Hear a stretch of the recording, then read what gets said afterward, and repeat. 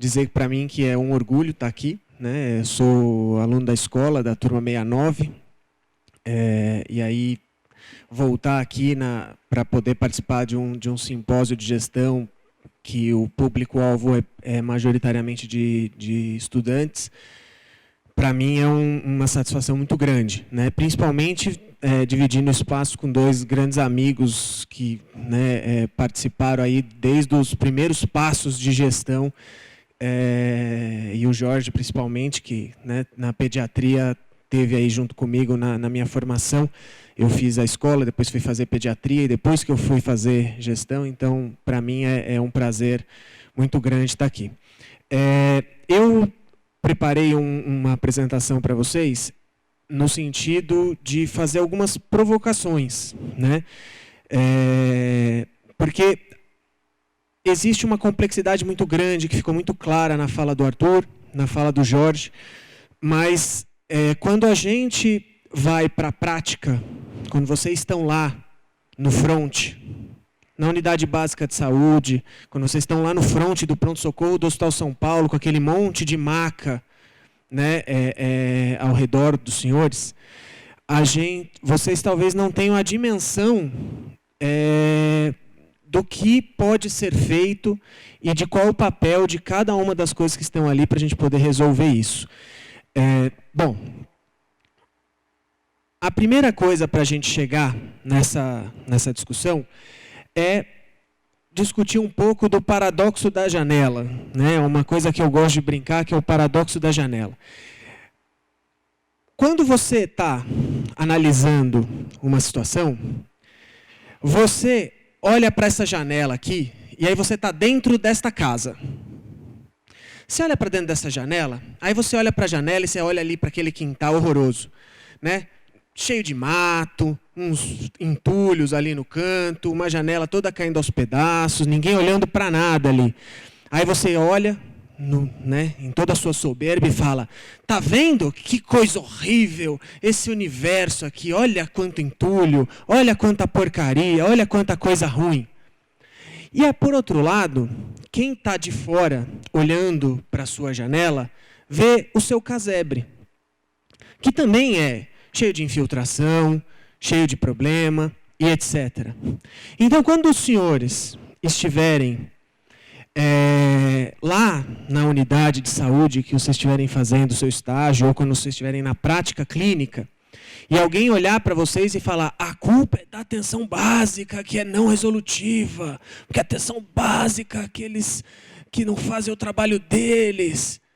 Ou quando vocês estiverem no posto de saúde, falar: aquele pessoal do hospital que só quer saber de tratar a gente, de agregar tecnologia, eu não sei o quê. Não é bem assim. Quando você olhar pelo prisma do hospital, você vai ver essa janela. Quando você olhar pelo prisma da atenção básica, você vai ver o casebre. Há problemas na atenção básica, na atenção especializada e na atenção hospitalar. E é sobre eles que a gente precisa dialogar se a gente quer melhorar a atenção à saúde no nosso Sistema Único de Saúde. Bom, para a gente falar especificamente, né, a gente está num simpósio de gestão do Hospital São Paulo. Então, eu foquei bastante a apresentação numa lógica de atenção hospitalar. Vários dos conceitos que vão ser abordados aqui, eles podem ser utilizados também para outros equipamentos, né, e para outros lugares. O contexto prático, né, da maior parte dos hospitais, e não é só do Hospital São Paulo, é dos hospitais pelo país inteiro, e talvez até fora do país, com certeza, você tem uma realidade de uma prática dissociada da capacidade de mensuração do trabalho. Então, você tem lá um médico que ele pega a ficha, ele atende a ficha, ele pega a próxima ficha, ele atende a próxima ficha, e ele chega ao final do plantão, com uma produção de X fichas. E um cansaço físico e mental. Ele tem uma fragmentação do processo de cuidar. Por quê? Porque é uma dissincronia entre o pronto-socorro e as unidades de internação, gerando um eterno recomeçar. O que é isso? Ele recebe um paciente que veio da UPA, onde uma série de profissionais fizeram todo um processo de cuidado sobre ele. Alguém classificou risco, alguém atendeu, alguém fez uma proposta terapêutica para ele e encaminhou ele para o hospital. Quando ele chegou ao hospital, ele foi novamente classificado, ele foi novamente atendido, ele foi novamente proposto um projeto terapêutico. E aí ele foi lá para o leito de retaguarda. Demorou 2, 3 dias. Ele conseguiu um leito de internação.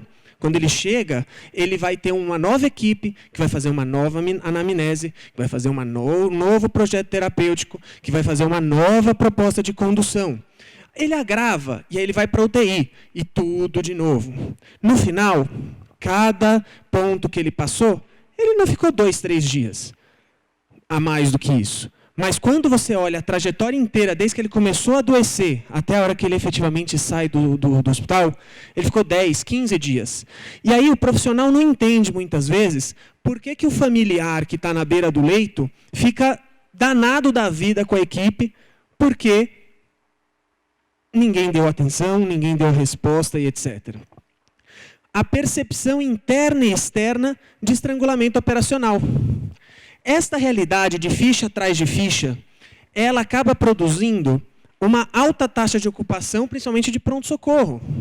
Se vocês passarem hoje no pronto-socorro do Hospital São Paulo, com certeza vocês vão ver uma unidade superlotada em muitos aspectos.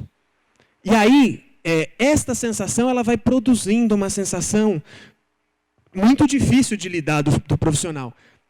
E isso vem acompanhado de uma baixa eficiência, que ela tem múltiplas razões, mas a expressão dela é a alta média de permanência. As pessoas permanecem na instituição e nas unidades muito mais tempo do que elas deveriam permanecer. E aí, se você perguntar para um pessoal mais raivoso, ou um pessoal mais averso a uma lógica de gestão, a pessoa vai dizer para você assim: eu sou médico, eu estou fazendo o meu processo, estou fazendo a minha parte. Não vem você aqui, burocrata de plantão, decidir o que é certo e o que é errado. Porque o que importa é fazer. E aí, pessoal, essa fala do que o importante é fazer, ela tem um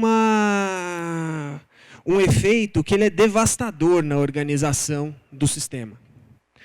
Porque as pessoas elas acabam, com esta lógica, impedindo ações que possam, de uma certa forma, racionalizar o uso daquele equipamento.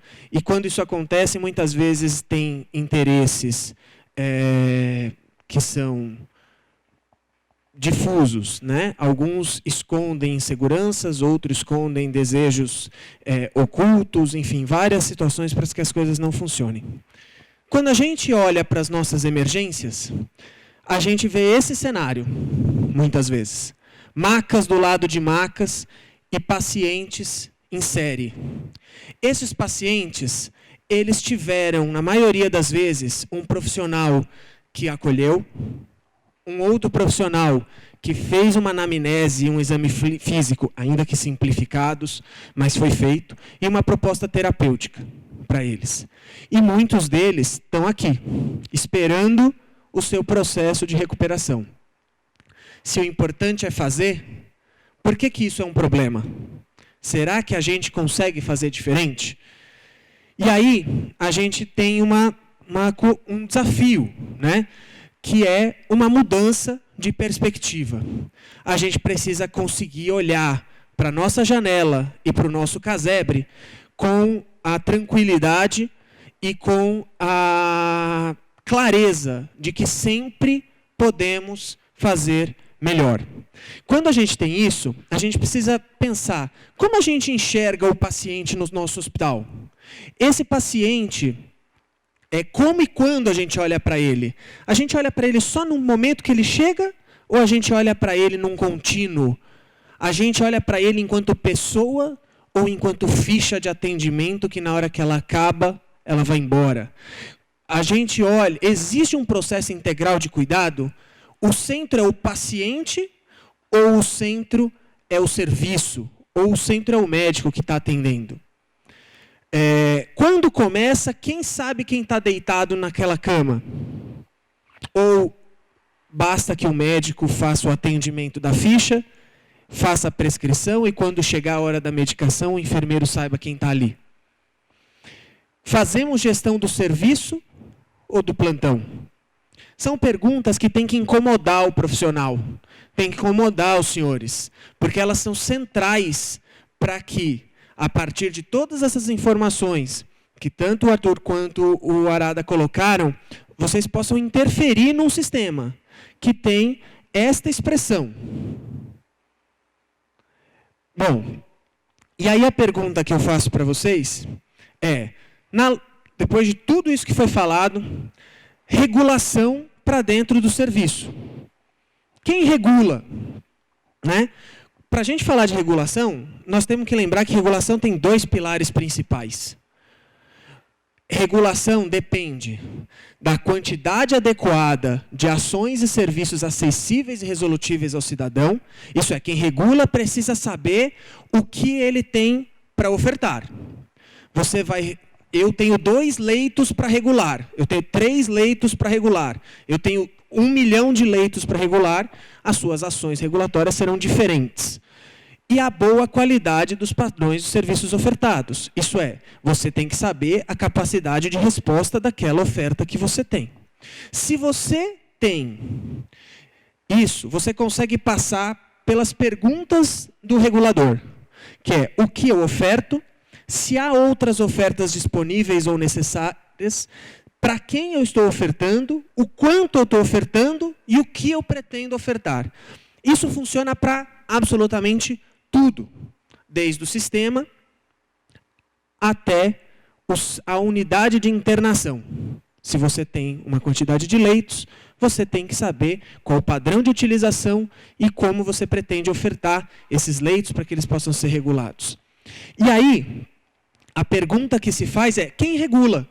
Porque a gente tem, foi colocado aqui de uma maneira muito expressa que ela é uma função do Estado, né? Mas quem regula na prática? Apesar de todo um arcabouço legal sobre isso, quem regula na prática é todo mundo. Todo mundo regula. Os senhores, quando estiverem no seu estágio de internato no pronto-socorro, estarão regulando o sistema de saúde. Quando? Quando os senhores atenderem aquela ficha e, de uma maneira empática, sentarem com o paciente e ficarem, de uma certa forma, doídos com a situação de saúde dele e ofertarem um leito de alta complexidade de um dos principais equipamentos hospitalares do país. Quando os senhores abrirem a porta do Hospital São Paulo, os senhores regularam o sistema. Esta regulação, e aí, apesar de desafiar o poder das grandes corporações e das burocracias profissionais, estruturalmente tem se observado que é precisamente a falta desses pactos que tem o potencial de anular medidas de controle e determinar modalidades de cuidado e consumo de serviço. Isso é, o fato dos senhores poderem regular o sistema, e o vizinho, o tio, o papagaio, o padre, o deputado, o vereador e todas as pessoas, isso causa uma desorganização do sistema. Então é necessário que se tenha o mínimo de regramento para isso. Não é possível evitar que algumas coisas aconteçam, mas é possível criar pactuações para que essas coisas ocorram de uma maneira com o mínimo de previsibilidade.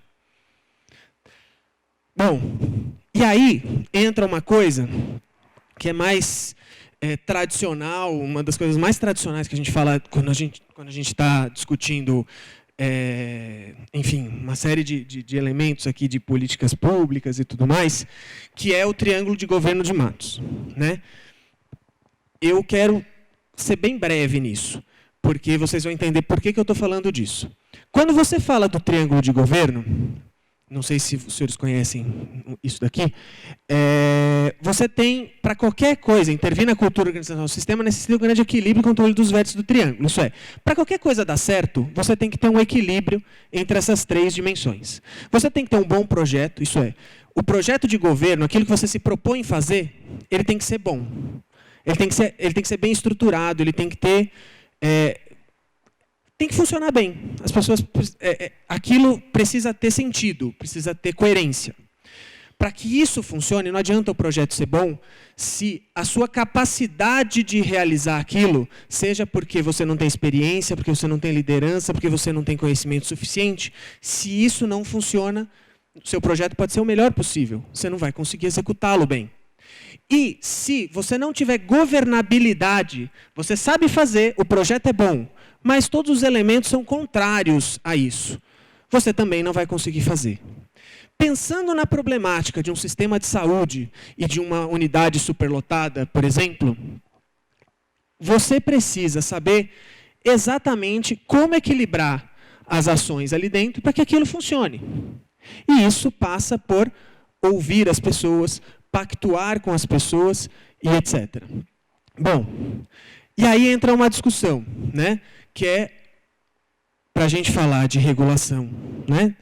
A gente tem que falar de cuidado em saúde.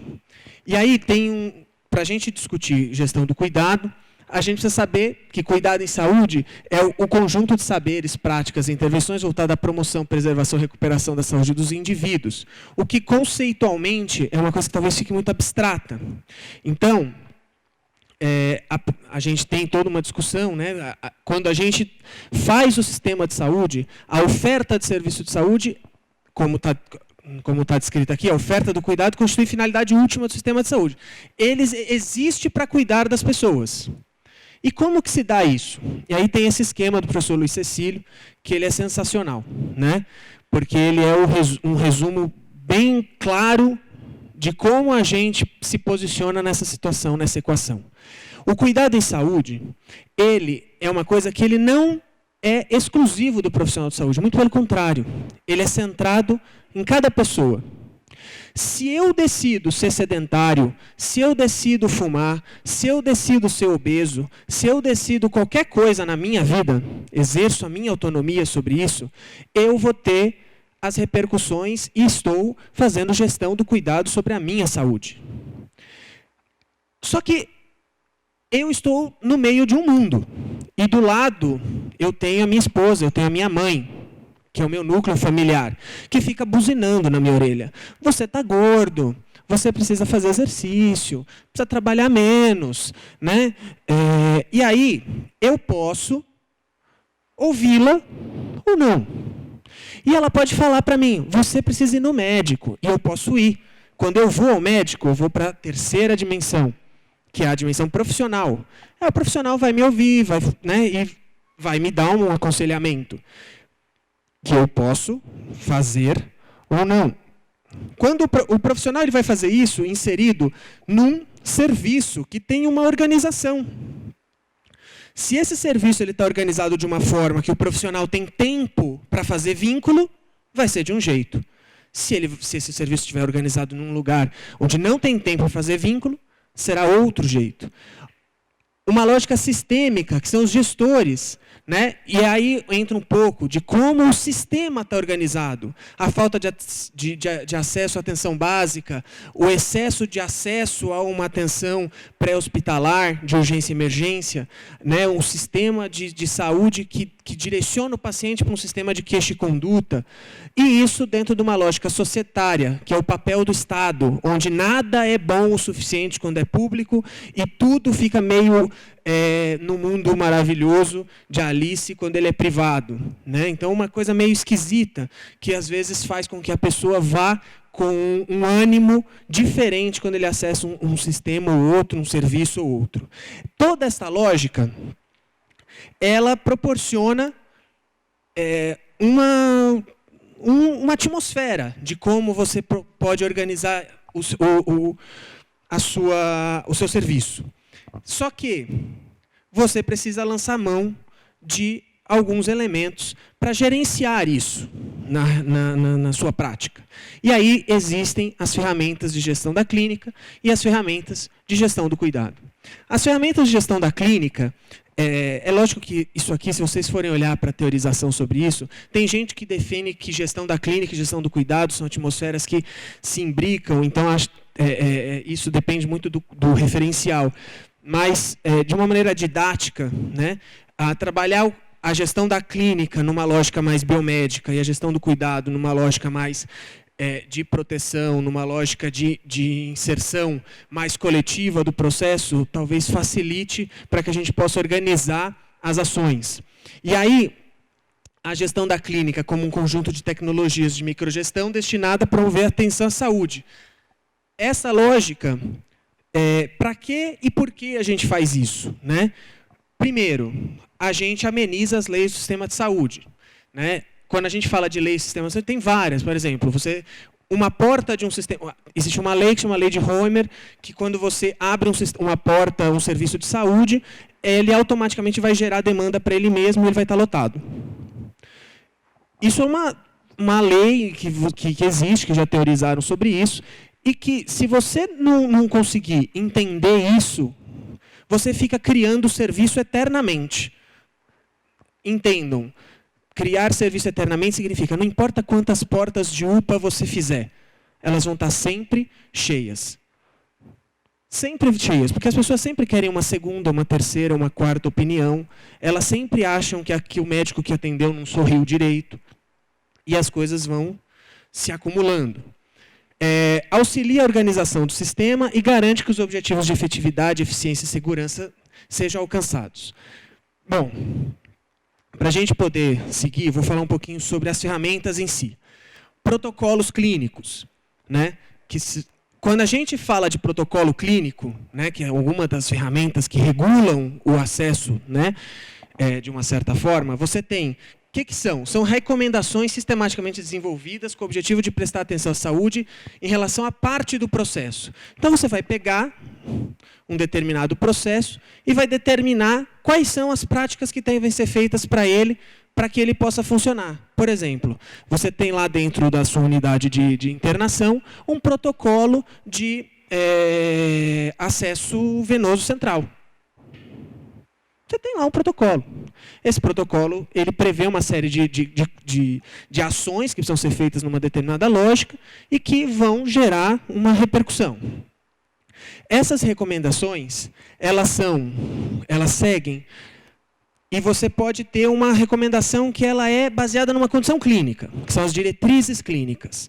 E aí ela é a parte do protocolo, né? Você tem uma situação de saúde, você pega, por exemplo, um infarto agudo do miocárdio. O infarto agudo do miocárdio, você tem evidências científicas que estabelecem o que é mais, do ponto de vista de evidência, mais certo de você fazer. Então, você sabe que a padrão ouro para o infarto agudo, por exemplo, é a angioplastia primária. Essa é uma diretriz clínica. Então, você vai fazer os primeiros atendimentos, etc., se a angioplastia estiver disponível e etc. Ele cria uma lógica que ela é meio estanque, né? Que é uma lógica de trilho, né? Como se o paciente fosse possível você determinar uma situação única para um determinado desfecho. Porém, quando a gente olha, as diretrizes clínicas, etc., elas nunca são, de uma certa forma, tão lineares. Né? A situação real que a diretriz clínica trabalha, ela nunca é tão linear. E aí você tem um desdobramento das diretrizes clínicas, que são as linhas de cuidado, os guidelines. Que elas, de uma certa forma, elas transformam os trilhos em trilhas. Elas prevêem com toda a linha que é necessário para aquilo funcionar. Então, o paciente com infarto agudo do miocárdio, ele entra por onde, ele recebe que tipo de medicamento, ele vai para onde, etc. E ele olha para uma situação que é a disponibilidade efetiva que vocês têm no lugar. Se naquele lugar não tem angioplastia primária, se a diretriz clínica manda que tem que ter angioplastia primária, mas você não tem, você vai colocar no seu guideline que você não vai ter, que você tem que acessar a angioplastia? É fazer para ele ir para a gaveta, como vários protocolos e outros que a gente tem por aí. Então, a ideia dos guidelines é que você possa estabelecer, e o que mais se aproxima disso são as linhas de... Hoje no SUS é a lógica das linhas de cuidado, né? Que é estabelecer as responsabilidades, os materiais, os equipamentos, tudo que é necessário para que aquilo possa funcionar e organizar o sistema. Além disso, quando a gente está falando de linha de cuidado, existe um desdobramento natural das linhas de cuidado, dos guidelines, que é quando você faz a gestão de uma condição de saúde. Por exemplo, você falar de uma doença, infarto agudo, é diferente de você falar de uma condição de saúde, por exemplo, como a gestante. A gestante ela tem uma certa previsibilidade sobre isso. A mulher, normalmente, ela sabe, né, quando ela engravidou, o que acontece, quais são os passos, quais... Normalmente. Né? E aí você consegue prever toda a sequência de cuidados que vão ser feitas para essa. Outra ferramenta que existe, que é os projetos terapêuticos singulares. Existem casos que guardam complexidades muito grandes.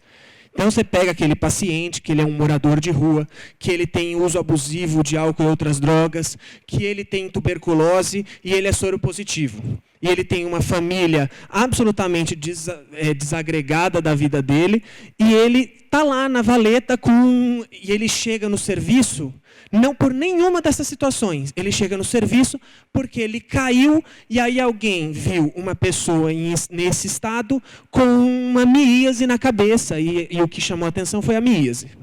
Ele chega no pronto-socorro, a equipe ela vai olhar e vai ficar, né, brava, o cirurgião, porque vai ter que tirar a miíase. E se você não conseguir agregar todas as pessoas para aquilo, ele vai voltar hoje com miíase, amanhã com outra miíase, e depois ele já vai chegar morrendo.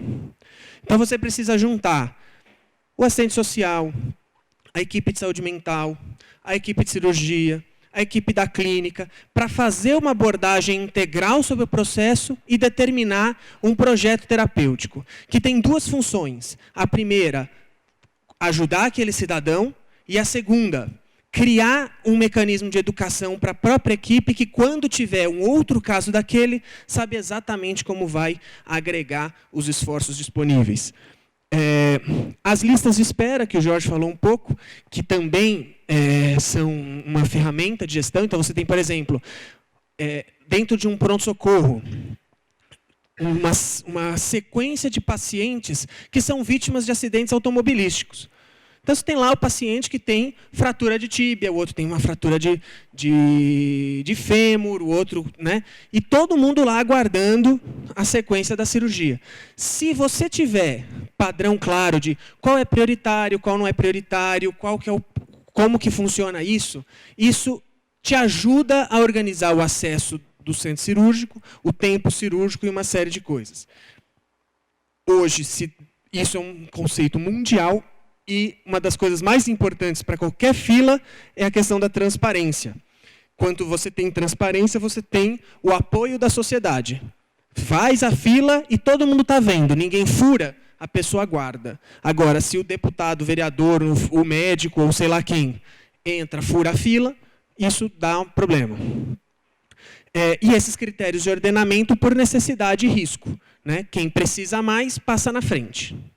Bom, as ferramentas de gestão do cuidado, os sistemas de apoio à comunicação e informação, e aí entra um pouco daquilo que o Jorge também comentou, e que vale a pena a gente falar, que é os serviços de saúde funcionando um pouco como observatórios do sistema. Você tem lá uma unidade de pronto atendimento que atende gestantes, atende hipertensos, atende diabéticos, atende toda uma gama de pacientes. Se você tiver uma análise epidemiológica e conseguir perceber que a função da atenção básica, que é a gestora do paciente no território, ela pode ser potencializada com a informação que ela é valiosíssima de quem está tendo desestabilização do seu quadro crônico, e você consegue informar isso em tempo real, a atenção básica, para que ela consiga fazer uma busca ativa dessas pessoas, você aumenta a resolutividade da atenção básica e evita que aquele paciente possa voltar ao seu serviço. Agora, se você chegar simplesmente atender com raiva o paciente, não faz nenhuma gestão, e ele volta 1, 2, 3, 4, 5, na sexta ele volta com AVC, na sexta ele volta com IAM, e aí ele vai ser um paciente para ficar 15, 20, 30 dias ou morrer com você. né? Ou pior, ficar sequelado, e aí, de fato, ele vai internar várias vezes, custando muitas vezes o que ele custaria se você tivesse feito esse mero cuidado. Um sistema de regulação de acesso. Você pactua com as diferentes partes, o que atende no Hospital São Paulo. Se o Hospital São Paulo for porta para atender da unha encravada ao aneurisma de aorta, fica muito difícil de você conseguir fazer com que esse serviço seja resolutivo para tudo. Precisa ter regra clara. Os processos de educação permanente, gestão de fluxos, projetos terapêuticos, a definição de equipes de referência, enfim. E aí, qual a importância de uma política de regulação para o hospital? Quais as articulações necessárias para essa política funcionar? Para que a gente possa fazer isso, a gente precisa ter algumas coisas na cabeça, né?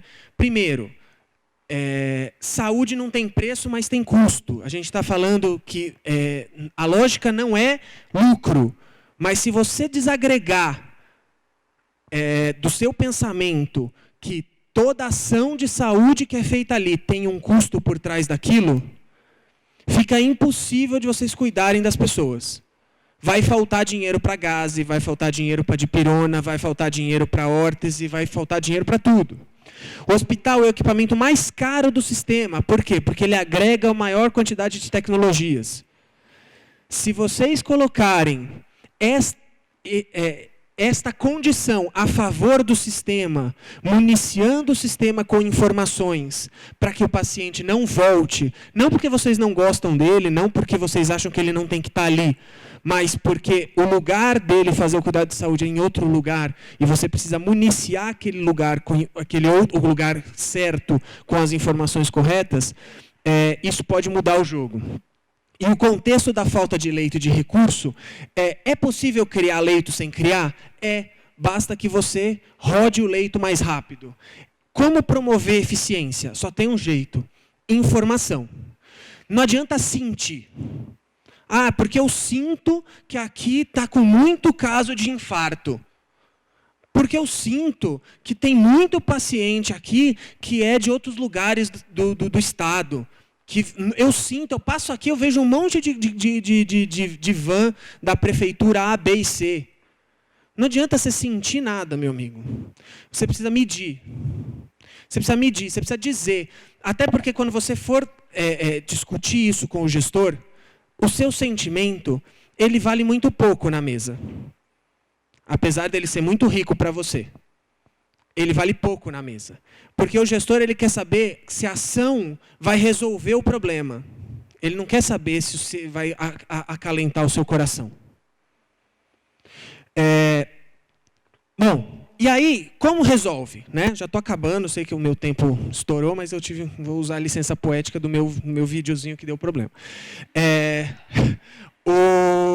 Existe um dispositivo que é previsto, né, na portaria 3390 de 2013, que é a portaria da PNOSP, né, da Política Nacional de Atenção Hospitalar, que já era um dispositivo que já estava, de uma certa forma, prevista na portaria do SOS Emergência e na portaria da Rede de Urgência e Emergência, que é a criação dos núcleos internos de regulação. O que são os núcleos internos de regulação? Eles são a interface do hospital com as centrais de regulação. É quem tem que ter todo o controle da oferta do hospital. Para quê? Para que ele possa atuar com uma gerência de fluxo e de operação. Por que a gente faz isso? Porque se a gente deixar que cada pessoa, lembra que eu falei? Cada pessoa faz a sua regulação, a regra da segunda vai ser diferente da regra da terça, que vai ser diferente da regra da terça-noite. A regra da terça-noite pode ser mais legal porque o profissional conhece o cara do hospital C, que não conhece o cara do hospital D, então acaba gerando inequidades.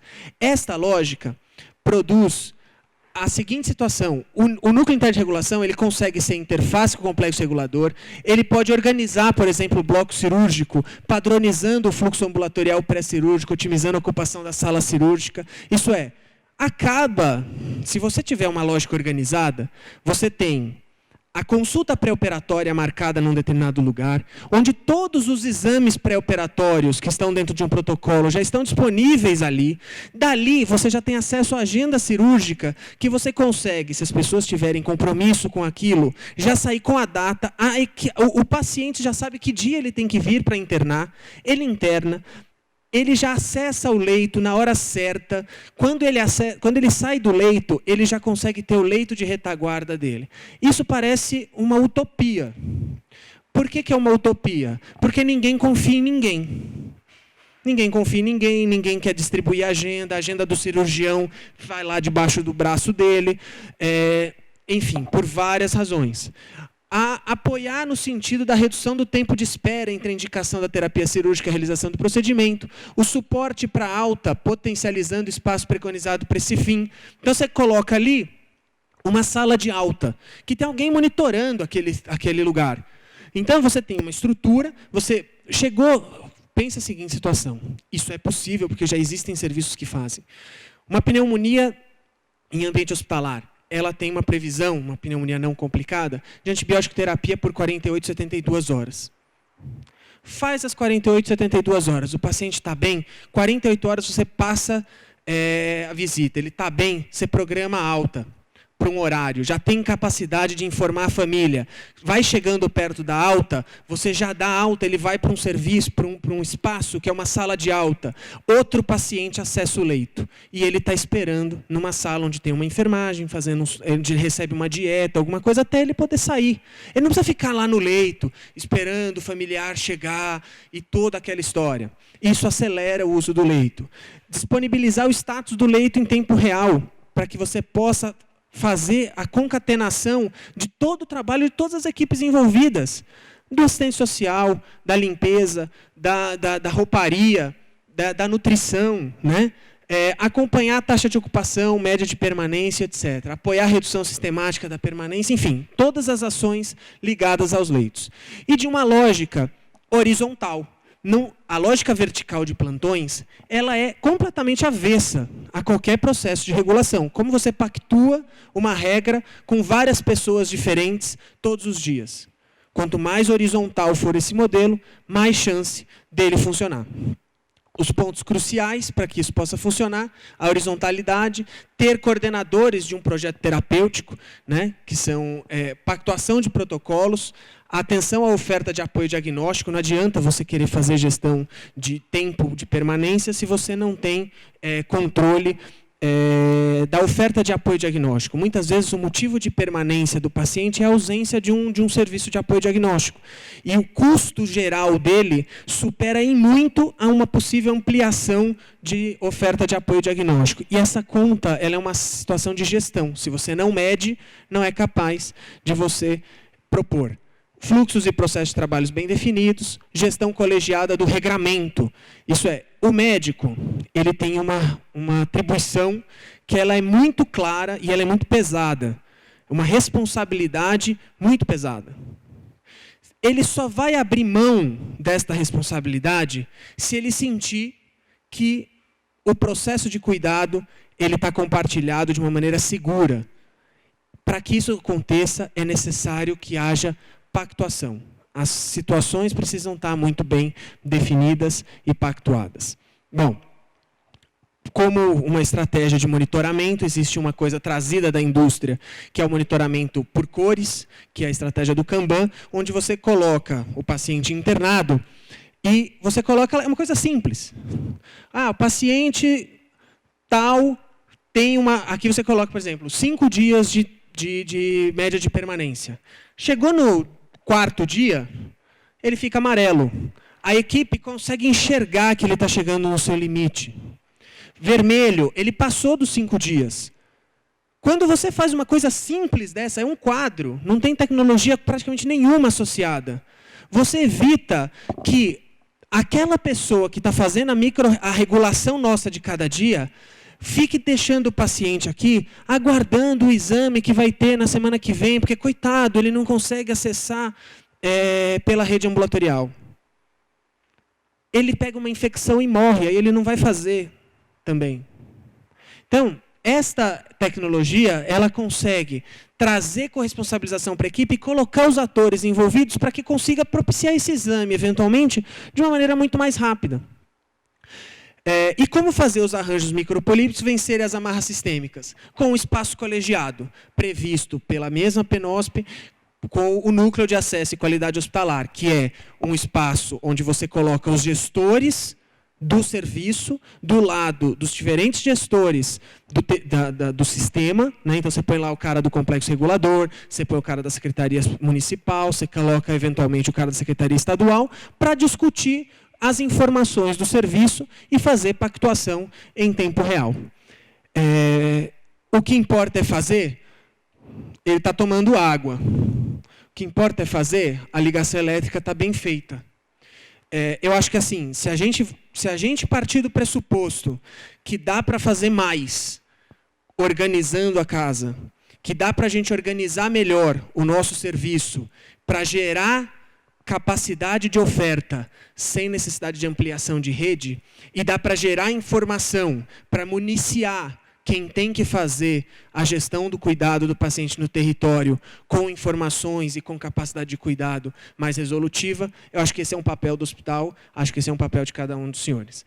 Peço desculpas por ter passado um pouquinho do horário, mas acho que era isso que eu queria discutir com vocês.